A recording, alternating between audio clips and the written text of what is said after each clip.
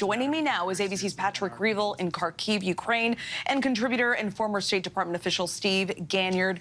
Both of you, thank you so much for being with us. Now, Steve, I want to start with you. You heard from the spokesperson there, and he said, I found it interesting that he laid out two options. He says, obviously, the situation remains in Ukraine, and we don't know how this will end. He said there are two options.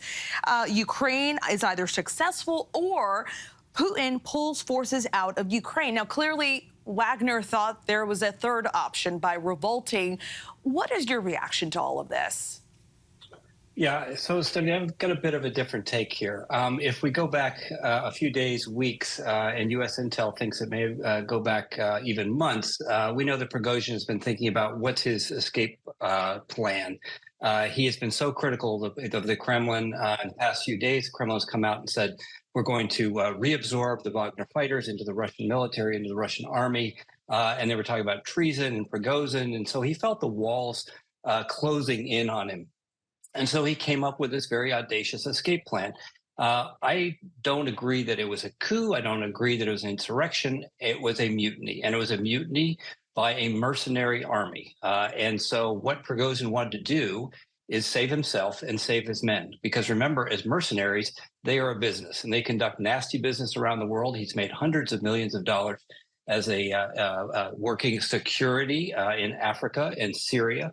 So I think that this was his escape plan. I think he negotiated just to save his skin and some of his men, but particularly his business. And I think that that was the whole intent here. He himself today said that this was not a coup. I was not attempting a coup.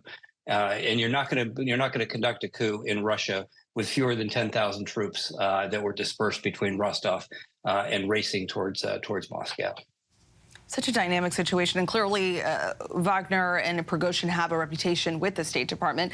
Patrick, I want to turn to you. What is the latest on this Russian rebellion? Where does everything stand right now? Yeah, I mean, so life in many ways inside Russia is sort of returning more or less to normal at the moment, at least on the surface. You know, the roadblocks have been cleared away. Wagner's forces have left Rostov and they have pulled back. And people right now don't really know where they are. There's some rumors coming from Wagner sources that they might soon move to camps in Belarus, but I should say that is completely unconfirmed for the time being. But I think obviously the bruises to Vladimir Putin absolutely remain. I think this was an extraordinary event, and even I also at the moment I think many people are starting to agree with what Steve is saying, is this was perhaps actually an audacious escape plan. This was basically drastic measures to escape the walls closing in on him, as Steve said, because there was a deadline even for Wagner to be disbanded, which was in July, and this was actually just his way of forcing negotiations.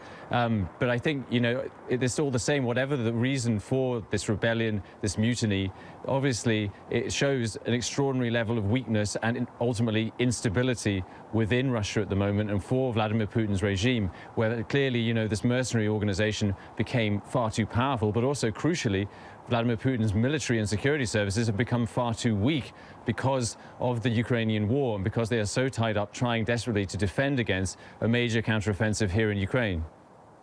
Thank you, Patrick. And Steve, what do you make of this? Let's talk about the nuclear weapons aspect of this and how dangerous it is. What do you make of this, of there being heavily armed nuclear weapons in the country? And how dangerous is this instability for the rest of the world? Well, the U.S. intelligence community obviously keeps close eye on where the Russians keep their tactical nuclear weapons. We know that most of their strategic weapons are in silos underground, and missiles and ICBMs, things like that. But they know where the tactical nukes are, and those are the ones that are almost transportable. You know, several hundred pounds. You could fit in a truck, and so those are the ones that they're worried about. But remember that Putin knows that if somebody gets those, then he could be blackmailed as well. And so it continues to be a very high priority for the Russian military to protect those. But when you have people like Prigozhin running around, it makes people uncomfortable, and there's a level of uncertainty there. But I think it still comes back to who is Prigozhin. He claims to be more of a patriot than Putin. So it's one of these where you have to trust the guy who doesn't really want to blow up the country. He just wants to take control. Lots of uncertainty there. Steve Ganyard, Patrick Revolt, thank you both so much for joining us. Thanks for the insight. Hi, everyone. George Stephanopoulos here. Thanks for checking out the ABC News YouTube channel. If you'd like to get more videos, show highlights, and watch live event coverage, click on the right over here to subscribe to our channel. And don't forget to download the ABC News app for breaking news alerts. Thanks for watching.